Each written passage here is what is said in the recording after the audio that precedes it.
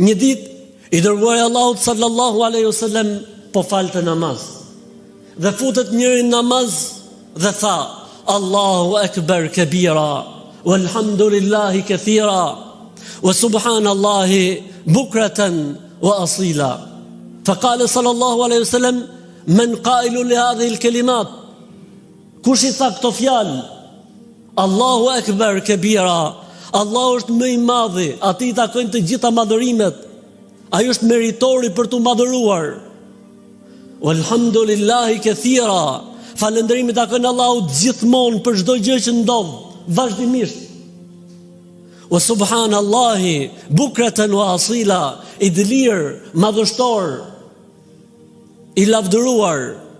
Patmeta është Allahu sa herë që gdhim dhe perëndon. Tha pejgamberi sallallahu alaihi wasallam: kush i tha këto fjalë në namaz?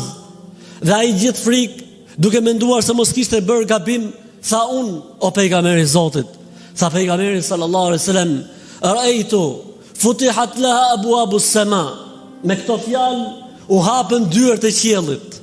Me këto fjalë u hapën dyert e qiellit. E nëse njeriu e ka këtë besim dhe e ndjen këtë gjë, a mund të ketë më ky njeri halla apo sikletë në jetë? Allahu akbar kabira, walhamdulillahi kathira, wa subhanallahi bukratan wa asila. Pastaj lutju Zotit xhalla xhelaluhu. Pastaj drejtoju Zotit xhalla xhelaluhu.